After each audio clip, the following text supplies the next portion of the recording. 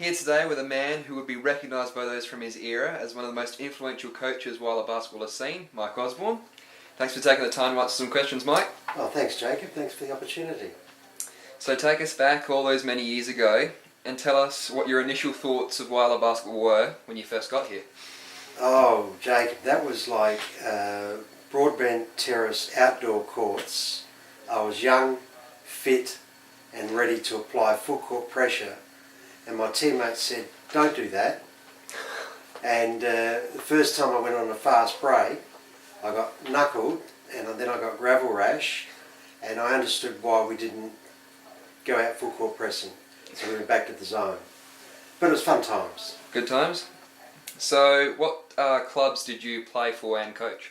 I played for Baroa, which was the school teachers club, and I played for Magpies, and I played for Nomads. 3 clubs, I think that was maybe. During your time in Whyalla, did you notice any changes in the Whyalla Basketball Association? Oh, massive changes, massive changes. The Broadbent Terrace was shifted to the recreation centre, and then soon after that out to the basketball stadium. But going indoors made a huge shift in the game because you could apply the full range of skills required to play the game indoors, whereas at Broadbent Terrace you're somewhat limited by the physical nature of the playing arena. Back in those days, who were the stars of Whyalla basketball, and which players come to mind when you recall your time here? Most of the best players played combined or town team basketball. Kim Marsden was a very good player from Adelaide Hills area. Ray Gervin, some of the old brigade. John Littymore was a substantial player at that time. And on the women's side, Lorraine Scheide and Lynn Sivich were standouts. So there was some pretty good quality around. What can you tell us about your coaching styles and philosophies? In the 70s, it was very much about skill development.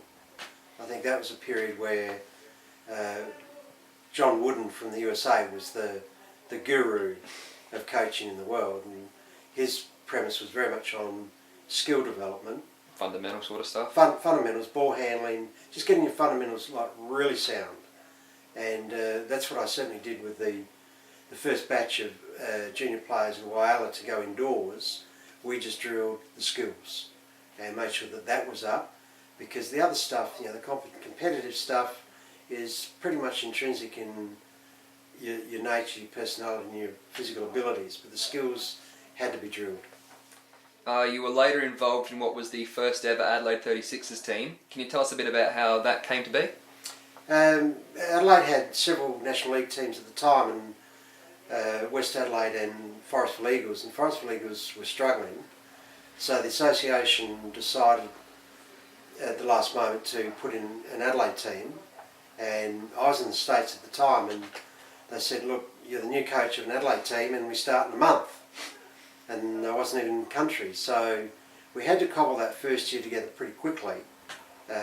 People from all over, from the 8 or 9 clubs that were members, plus get a couple of foreign international players, and we had about 4 to 6 weeks to do it.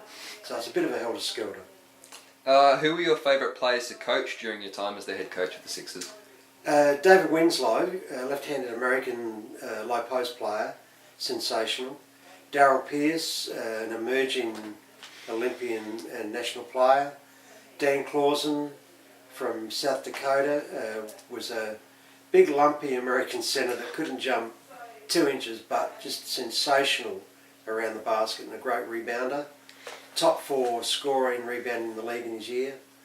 Dwayne Nelson had a significant year with us, very talented. And Wayne McDaniel was another good American.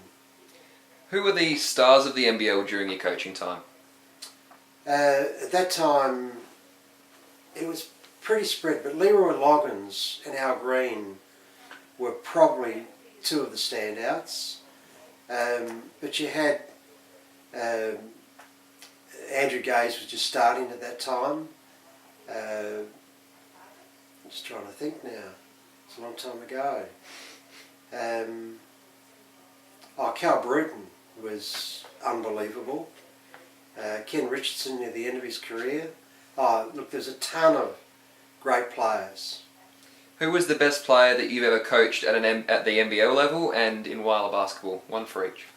Weiler basketball, it's pretty hard to separate, but and I'm talking mainly people that are underage, Chris Cowan, Peter Rumble, Kim Borra were probably, the standouts because they went on to play state country basketball or, in Kim's case, played for a national underage team.